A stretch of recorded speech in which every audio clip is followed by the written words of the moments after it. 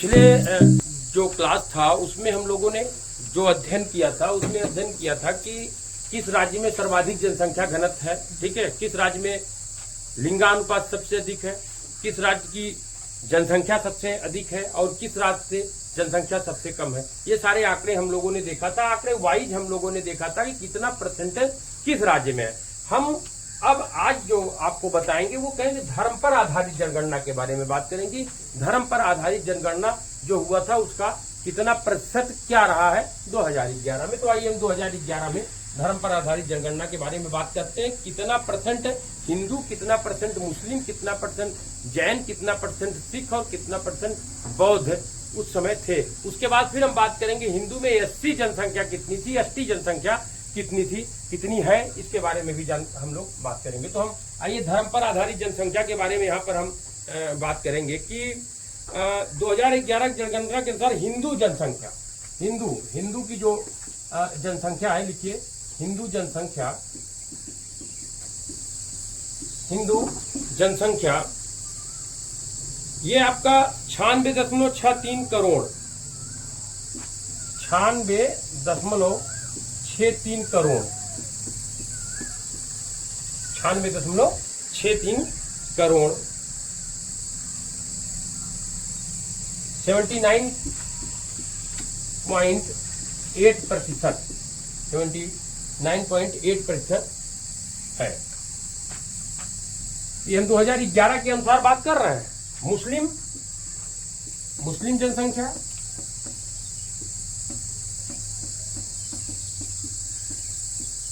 जनसंख्या के बारे में लिखिए 17.22 करोड़, 17.22 करोड़ यानी 17.22 करोड़ यानी 14.2%। अगर प्रतिशत में हम देखेंगे तो 14.2%, 14.2% जनसंख्या मुस्लिमों की है। हम ईसाई जनसंख्या की बात करेंगे। ईसाई जनसंख्या की बात करें भारत में तो ईसाई जनसंख्या ज्यादा है नहीं, बहुत कम है, लेकिन फिर भी 2.78 करोड़ है, 2.78 करोड़ है, 2.78 करोड़ है जो 2.3% को दर्शाता है, 2.3% को दर्शाता है। 2.78 करोड़ ईसाई है जो 2.3% को दर्शाता है। अब हम लोग बात करेंगे ईसाई के बाद सिख जनसंख्या, चौथे नंबर पर सिख, पहले हिंदू, फिर मुस्लिम, फिर ईसाई, फिर 4 नंबर पर सिख है। सिख जनसंख्या भारत में कितनी है इसके बारे में यहाँ पर आंकड़ा हम दे रहे हैं। ये भी आपका है 2.08 करोड़, 2.08 करोड़, तो 2.08 करोड़। देखिए ये आंकड़े हैं और आंकड़ों को आपको नोट ही करना पड़ेगा और आंकड़े याद भी किए जाते हैं। जब तक आप आंकड़ों को नोट नहीं करेंगे, याद नहीं करेंगे, क्लियर नहीं होगा। लेकिन आप जो भारत की जनसंख्या है 4 ही 5 जनसंख्या जिसमें हिंदू, मुस्लिम, सिख, ईसाई, जैन और बौद्ध आते हैं, वो एक ही शाखा के हैं। बाद में जो है बटे हुए थे तो बौद्ध और जैन की बात करेंगे, वो भी कितने हैं इसके बारे में हम यहाँ पर चर्चा कर लेंगे। आइए हम बौद्ध जनसंख्या देखते हैं। 5वें नंबर पर बौद्ध जनसंख्या, 5वें नंबर पर हमारा बौद्ध जनसंख्या है। तो बौद्ध जनसंख्या 0.84 करोड़, 0.84 करोड़, 0.84 करोड़ जो 1.7, यहाँ पर 1.7% सिख जनसंख्या और बौद्ध जनसंख्या अगर प्रतिशत में हम लोग देखेंगे तो 0.84 करोड़ को अगर हम लोग परसेंटेज में देखेंगे तो 0.7% आएगा, 0.7% यहाँ पर होगा। बौद्ध की बात के बाद हम जैन की बात करेंगे। किसकी बात करेंगे? छठवां जो धर्म है जैन, छठवां धर्म जो जैन, इनकी कितनी जनसंख्या है इसके बारे में हम लोग यहाँ पर चर्चा करेंगे। तो जैन जनसंख्या के आंकड़े आप लिख लीजिए 0.45 करोड़, 0.45 करोड़, 0.45 करोड़ है, जो कि 0.4% को दर्शाता है, 0.4% को दर्शाता है। तो क्लियर एकदम आप लोग ये ध्यान देंगे कि भारत में कुल 6 जातियां हैं, जो धर्म, जिनको अलग अलग धर्म लोग मानते हैं। सबसे पहला जो प्रमुख धर्म है वो हिंदू धर्म है, जिसमें 96.63 करोड़ लोग भारत में है। 2011 की जनगणना के आंकड़ों के अनुसार 79.8% वो पूरे प्रतिशत में से दिखाते हैं। फिर उसके बाद आता है मुस्लिम जनसंख्या। दूसरे नंबर पर हमारे यहाँ मुस्लिम जनसंख्या है, जो 17.22 करोड़ है और जो 14.2% का प्रतिनिधित्व यहाँ पर करते हैं। फिर तीसरे नंबर पर ईसाई जनसंख्या, ईसाई जनसंख्या 2.78 करोड़ है, 2.3%। क्यों? क्योंकि आप अच्छी तरीके से जानते थे भारत एक हिंदू देश था। उसके बाद यहाँ मुस्लिम आए तो मुस्लिम ने अपनी जनसंख्या को बढ़ाया। फिर उसके बाद अंग्रेज आए तो अंग्रेजों ने भी अपनी जनसंख्या को ठीक ठाक से वृद्धि किया, तो उनकी भी जनसंख्या 2.3 हुई, तो 2.3% तो 2.78 करोड़। फिर आता है चौथे नंबर पर सिख जनसंख्या। सिख जनसंख्या 2.08 करोड़ है, जो 1.7% को दर्शाता है, प्रतिनिधित्व करता है। अब पांचवें नंबर पर बौद्ध आता है। बौद्ध 0.8 करोड़ है और 0.7% है। फिर जैन आता है छठे नंबर पर 0.45 करोड़ और 0.4% को करता है। एक विडंबना यहाँ पर देखिए कि जब भारत हिंदुत्व का था, उसके बाद सनातन धर्म था, उत्तर वैदिक के बाद बौद्ध धर्म आया। भारत में ही बौद्ध धर्म का उदय हुआ। भारत में बौद्ध धर्म तो ज्यादा नहीं फला फूला, लेकिन विदेशों में ज्यादा। अभी आप देखिए चाइना, थाईलैंड, जापान, तिब्बत, ये सब जितने भी इन देशों की चर्चा करेंगे सब में बौद्ध धर्म। और भारत में बौद्ध धर्म का जड़ निकला, यहीं से उसका वृक्ष निकला। लेकिन भारत में बौद्ध धर्म कितने हैं? 5वें नंबर पर 0.7%, 0.84 करोड़। उसके पीछे कारण है, हम चर्चा नहीं करना चाहते। भारत के बहुत सारे लोग जो बौद्धिस्ट है, बौद्ध धर्म को किए, जैसे 80 लोग, बहुत सारे लोग देखिए शादी के कार्ड पे हर जगह लिखे है बौद्ध समाज, बौद्ध परिवार, है ना। वो धर्म को तो मानते हैं लेकिन बौद्धिस्ट है नहीं। अभी उनसे कहिए बौद्ध धर्म ग्रहण करिए तब तो वो अल्पसंख्यक में आ जाएंगे, तो यहाँ पर आकर के इस आंकड़े को बढ़ा देंगे, तो उनको वो आरक्षण प्राप्त वहां नहीं होगा जो आरक्षण यहाँ पर प्राप्त हो रहा है। इसलिए पूर्णता धर्म को चेंज कोई करता नहीं है, मान रहे हैं, लेकिन पूर्णता बौद्ध धर्म में आ जाए, अल्पसंख्यक में आ जाए, तो उनका क्या हो जाएगा? वहां पे घाटा हो जाएगा। जो उनको आरक्षण वहां प्राप्त हो रहा है वो पूरा प्राप्त नहीं होगा, उनको अल्पसंख्यक में यहाँ करके अल्पसंख्यक का दर्जा दे दिया जाएगा। तो ये हमारे 6 ऐसे जो है मेन धर्म है जिनके आंकड़े आपके सम्मुख प्रस्तुत है। इसको आपने नोट कर लिया सारे लोगों ने?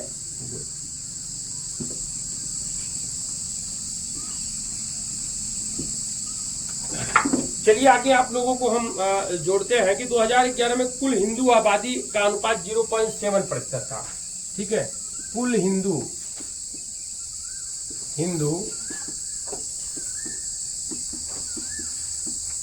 आबादी का अनुपात से कम हो गया है। ठीक है, यानी कुल हिंदू आबादी 7% कम हुआ है 2011 के अनुसार। ठीक है, 2011 के अनुसार। ठीक है, कुल हिंदू आबादी 7% से क्या हुआ? कम हो गया। 2001 से 11 के दौरान सिख आबादी के अनुपात में 0.2%, सिख आबादी जो है वो 0.2% क्या हुआ है कि आबादी के अनुपात में, बौद्ध आबादी के अनुपात में 0.1 के अनुपात में गिरावट आई है। ठीक है, ये सब गिरावट आई है। जबकि हमारा मुस्लिम जनसंख्या जो है वो मुस्लिम जनसंख्या, इसमें बढ़ोतरी देखी गई है। इसमें जनसंख्या में क्या किया गया है? बढ़ोतरी देखी गई, यानी हिंदू और सारे जनसंख्या में गिरावट आई है। मुस्लिम जनसंख्या क्या हुआ है? बढ़ा हुआ है। मुस्लिम जनसंख्या बढ़ा हुआ है। ये देखा जाए 2001 से 2011 के दशक में किस धर्म की जनसंख्या गिरी है, तो हिंदू धर्म की गिरी है, और किस धर्म की जनसंख्या बढ़ी है, तो आप क्या लिखेंगे? मुस्लिम धर्म की जनसंख्या क्या हुई है? बढ़ी हुई है। ठीक है, 2001 से 11 के दशक में जनसंख्या भी 17.7 थी। इस अवधि में विभिन्न धार्मिक जनसंख्या वृद्धि हिंदुओं में 16 और मुस्लिमों में 24%, यानी ये 16% रेशियो रहा है, तो इनका 24% मुस्लिमों का रेशियो यहाँ पर रहा है। खैर आइए हम अब बाल आबादी की बात करते हैं। ये तो हमारा धर्म पर आधारित हो गए, धर्म पर आधारित आपको हमने बता दिया। थोड़ा सा बच्चों पर आधारित, बाल आधारित जनगणना के बारे में हम यहाँ पर बात करेंगे। बाल आधारित जनगणना,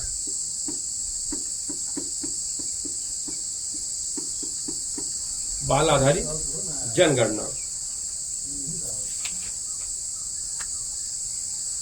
2011 में 6 वर्ष से 14 वर्ष के बच्चों के जो अनुपात हैं, ठीक है, उनके अनुपात में आयु बाल जनसंख्या 0.4% बढ़ी हुई है। अर्थात बच्चे जो 6 से 10 वर्ष या 14 वर्ष तक के बच्चे जो बीमार होते थे, मरते थे, उनकी जीवित रहने की अनुपात कितना बढ़ी है? 4% बढ़ी है। ठीक है, 4% बढ़ी है। उसके पीछे कारण होता है, जैसे जैसे देश डेवलप करता है, टेक्नोलॉजी डेवलप करती है, वैसे वैसे मेडिसिन और मेडिकल सुविधाएं बढ़ती हैं। भी देखिए, अभी गोरखपुर और सारे बेल्ट को आप देख लीजिए तो मस्तिष्क ज्वर सबसे जबरदस्त वहां होता था। बहुत सारे बच्चे बारिश के टाइम पे तो बहुत ही अधिक वो कर जाते थे, बचना मुश्किल हो जाता था। लेकिन गवर्नमेंट, सरकारों ने एक आंदोलन चलाया और उसमें स्वास्थ्य को मजबूत किया। अब मृत्यु दर क्या है बच्चों का? कम हो रहा है। तो उस हिसाब से 6 से 10 साल के बच्चों की जो जीवन वृद्धि है वो 4% में उसकी क्या हुई है? बढ़ोतरी हुई है। ये आंकड़ा आप यहाँ पर देख सकते हैं। ठीक है, अच्छा, अब हम बात करेंगे कि लिंगानुपात। मिजोरम में 971 का उच्चतम लिंगानुपात 0 से 6 वर्ष का है। ठीक है, मिजोरम 971 लिंगानुपात 6 वर्ष में, 6 वर्ष के बच्चों के उम्र में, 6 वर्ष के बच्चों की उम्र में सर्वाधिक है, सर्वाधिक है। इसको नोट करने की चीजें हैं। और उसके बाद मेघालय का नंबर आता है, उसके बाद मेघालय का नंबर आता है। ठीक है, उसके बाद मेघालय का नंबर आता है। ये तो हो गया बालगत जनगणना। अब आइए हम सीधे आपको जोड़ते हैं अनुसूचित जाति जनसंख्या। अनुसूचित जाति जनसंख्या, इसमें कुछ तथ्यात्मक आंकड़े आपके सम्मुख में दूंगा। पहले तो बात करूंगा कि अनुसूचित जातियों की जो साक्षरता दर है, साक्षरता दर, इसको नोट कर लीजिए, 66.07% है। 66.07% अनुसूचित जाति की जो साक्षरता दर है, इसको ये नोट करने के लिए पॉइंट है कि अनुसूचित जाति की साक्षरता दर 66.7% और लिंगानुपात 945 है। लिंगानुपात 945 है।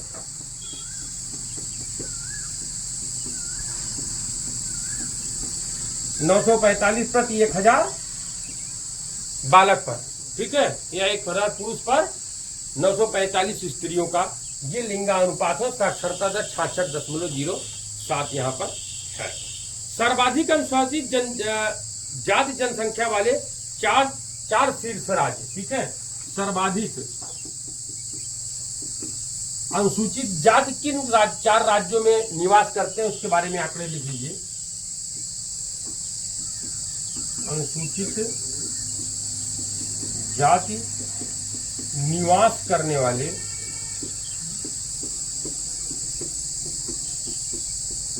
4 प्रमुख राज्य। नंबर 1 यहां पर आप डाल सकते हैं। तो सबसे पहले उत्तर प्रदेश आप लिखिए। कौन सा प्रदेश है? उत्तर प्रदेश।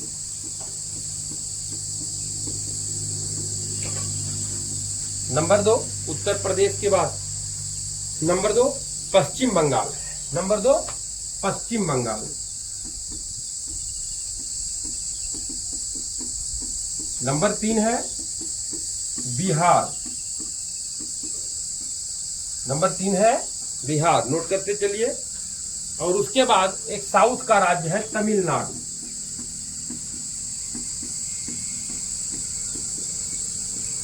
तमिलनाडु। तो सर्वाधिक 4 प्रमुख राज्य जो हैं, जो सर्वाधिक अनुसूचित जाति जहां पर निवास करते हैं, वो 4 प्रमुख राज्य हैं। पहला उत्तर प्रदेश है, दूसरा पश्चिम बंगाल, तीसरा बिहार और चौथा तमिलनाडु। ठीक है, ये एकदम डाटा लिख लीजिए आप लोग। ठीक है, हम बात करेंगे कि ठीक है, ये तो अनुसूचित जाति का आपका हो गया। तो ठीक है, साक्षरता दर उनका कितना है? 66.07%। लिंगानुपात 945 है। और प्रमुख 4 जो अनुसूचित जाति वाले राज्य हैं, तो नंबर 1 पर उत्तर प्रदेश, नंबर 2 पे पश्चिम बंगाल, नंबर 3 पे बिहार और नंबर 4 पे तमिलनाडु।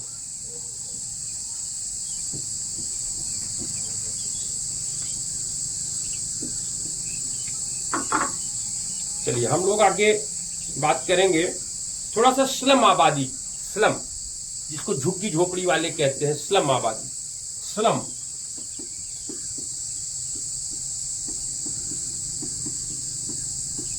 स्लम आबादी का मतलब आप समझ रहे हैं, जो बड़े बड़े महान नगरों में झुग्गियों में ऐसे रह रहे हो, उनको स्लम।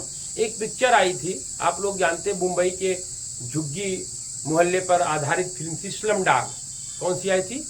Slum dog. उसको देखना चाहिए। ऐसी फिल्मों को कहते हैं कि फिल्में समाज के दर्पण होते हैं। तमाम फूहड़ फिल्मों की बात नहीं करते, लेकिन काफी कुछ फिल्मों जो समाज के दर्पण होते हैं, उसमें स्लम डॉग में एक गाना है, जय हो करके एक गाना उसमें है भी।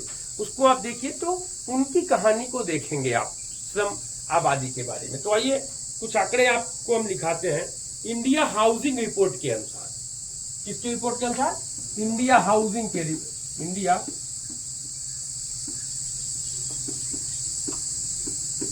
हाउसिंग रिपोर्ट के अनुसार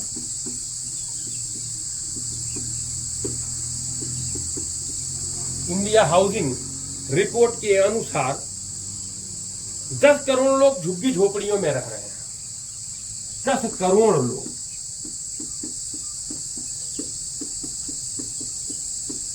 झुग्गी झोपड़ियों में रहते हैं 10 करोड़ लोग।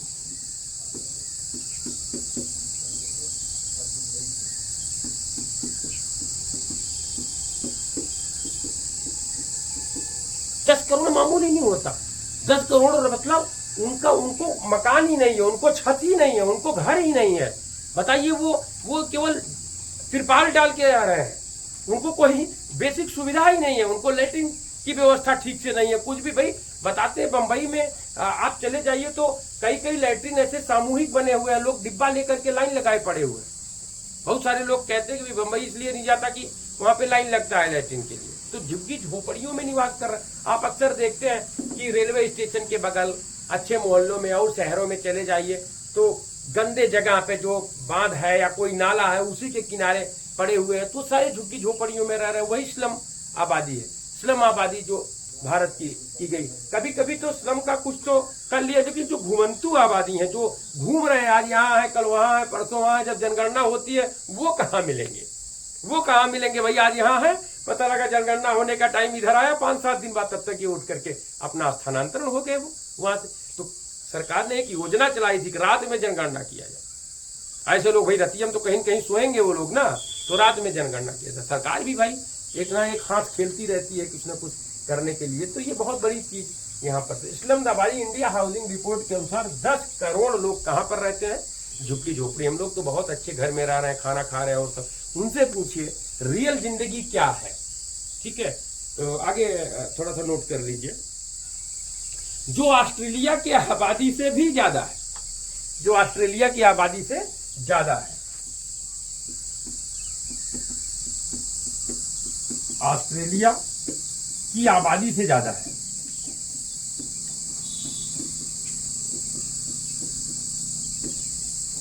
ऑस्ट्रेलिया एक देश है ना? तो उस जो है आबादी से भी ज्यादा 10 करोड़ लोग जो झुग्गी झोपड़ियों में हमारे यहाँ रहते हैं। 2001 में 42.2 मिलियन आबादी झुग्गी झोपड़ी में रहती थी। 2001 में 2001 में 42.2 मिलियन आबादी,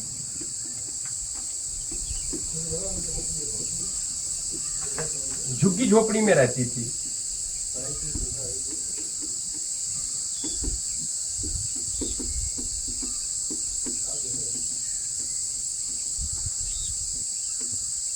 कितनी 42.2 मिलियन आबादी कहां पर रहती थी?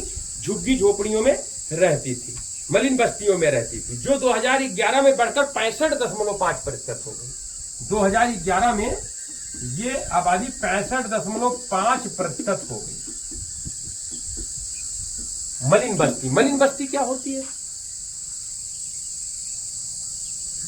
मलिन बस्ती जहां एकदम जो गंदी बस्ती हो, जहां ड्रेनेज सिस्टम ना हो, जहां पानी की निकासी ठीक से ना हो, कूड़ा कचरा जगह जगह पर हो, बदबू आती हो, ठीक है, ऐसी बस्तियों को मलिन बस्ती बोलते हैं। ठीक है, मलिन बस्तियों में तमाम रोग, तमाम चीजें होता है। वो लोग क्या करते हैं, दिन भर कमाते हैं, शाम को दारू पी करके मस्त हो जाते हैं। मलिन बस्तियों का ये वो रहता। तो 2001 में 42.2 मिलियन आबादी झुग्गी झोपड़ी में रहती थी, यानी मलिन बस्तियों में रहती थी। 2011 में वो 65.5% हो गई, जो मलिन बस्तियों में निवास कर रही है। ठीक है, 2011 के आंकड़ों के अनुसार ये आंकड़े दिए जा रहे हैं। अच्छा, 2011 में महाराष्ट्र की आबादी 1.18 करोड़। 2000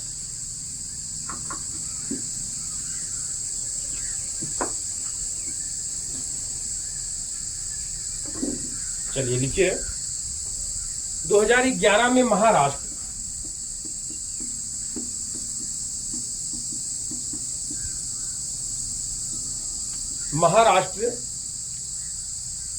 की आबादी 1.18 करोड़ थी। 1.18 करोड़ ये महाराष्ट्र की आबादी थी। 1.18 करोड़ थी, और मतलब 2011 में महाराष्ट्र में 1.18 करोड़ की आबादी झुग्गी झोपड़ियों में रहती, जो झुग्गी झोपड़ी में रहती थी। कहां रहती थी? झुग्गी और झोपड़ी में। देखिए, झुग्गी माने थोड़ा सा अस्थाई, लेकिन इंटर नहीं, थोड़ा सा, है ना। और झोपड़ी माने पूर्ण रूप से क्या हुआ, पॉलीथीन वगैरह से वो लोग क्या करते हैं, कवर करके रहते हैं, उनको क्या बोलते हैं, झोपड़ी। तो झुग्गी झोपड़ी महाराष्ट्र में 1.18 करोड़ जनसंख्या लोग झुग्गी झोपड़ी में 2011 के उसमें रहते थे। ठीक है, इसके बाद आंध्र प्रदेश में लगभग 1.02 करोड़ आंध्र प्रदेश का नंबर लगता है। आंध्र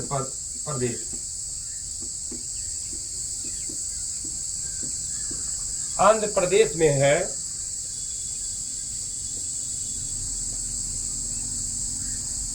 1.02 करोड़। 1.02 करोड़ आंध्र प्रदेश में, ये आंध्र प्रदेश हो गया।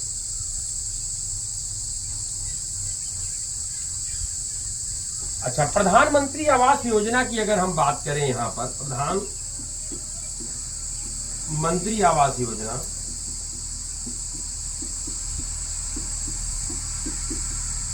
यहां पर अगर हम बात करें तो शहर के तहत सरकार ने 2022 तक शहरी क्षेत्रों में 11.2 मिलियन घरों को पूरा करने का लक्ष्य लिया। 11.2 मिलियन घर 2022 तक।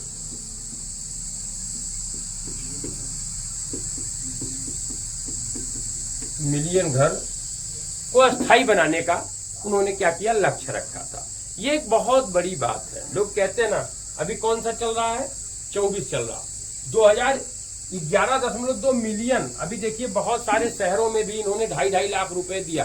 ठीक है, 2.5 लाख रुपए दे करके एक कमरा बनाने का काम, कि एक कमरा तो बन जाए, एक बेसिक, एक कम से कम भाई 2.5 लाख में हमें लगता है कि 15 बाई 15 के कमरा तो बन ही जाना चाहिए, या और थोड़ा सा हॉल टाइप में भी बन जाएगा।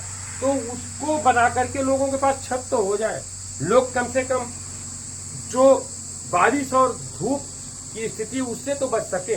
उसके लिए उन्होंने क्या किया था, इतना लक्ष्य रखा था प्रधानमंत्री ने।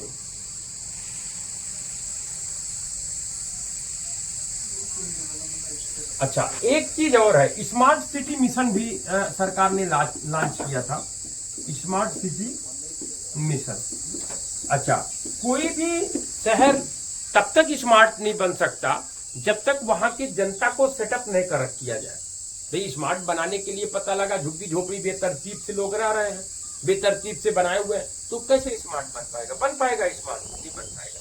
तो स्मार्ट सिटी का लक्ष्य इन्होंने रखा कि उन झुग्गी झोपड़ियों वालों को एक प्लाट बना करके आवास दिया जाए। आपने एक चीज देखा होगा, शहरी काशीराम शहरी गरीब आवास योजना है ना, मायावती ने लॉन्च किया था।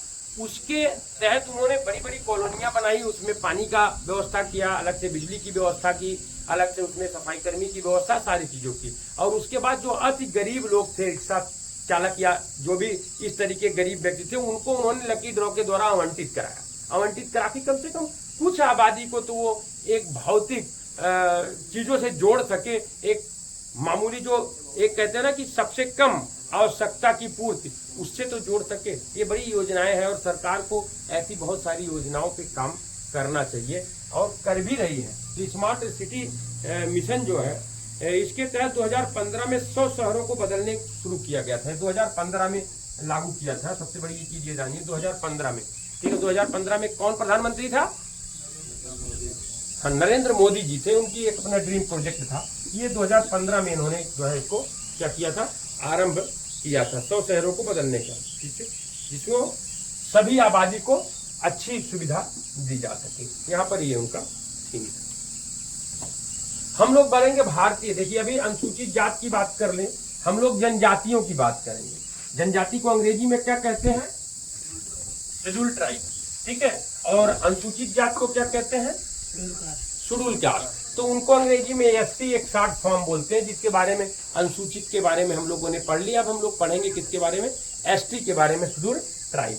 अभी वो एसटी के बारे में हम लोग पढ़ेंगे। आइए, जिसको हम कहते हैं भारतीय जनजातीय समूह। देखिए, भारतीय जनजातीय समूह,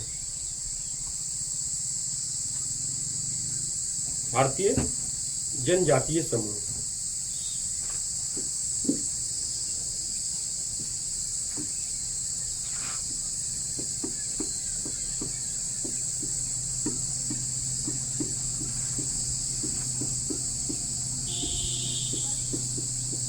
अच्छा, भारत में जितनी जनजातियां हैं उसमें सबसे बड़ी जनजाति कौन सी है?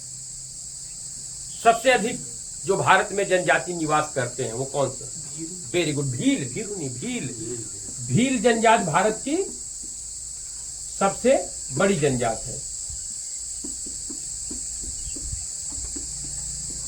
भारत की सबसे बड़ी जनजाति है।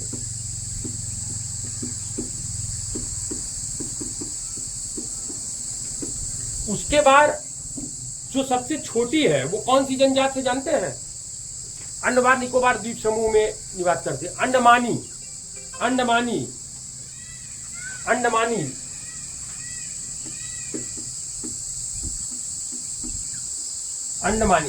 इसमें केवल 19 सदस्य इस समय रह गए हैं। 19 सदस्य रह गए। अंडमानी सबसे छोटी जनजाति है, सबसे छोटी जनजाति है। ये नोट कर लीजिए इसको।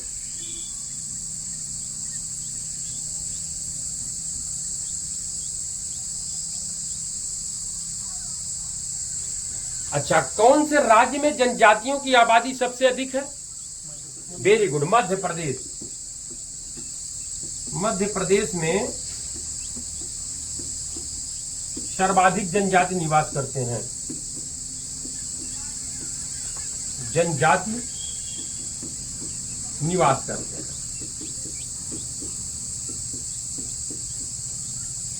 टोटल जनजाति का 21% मध्य प्रदेश में निवास करते हैं। 21% मध्य प्रदेश में निवास करते हैं।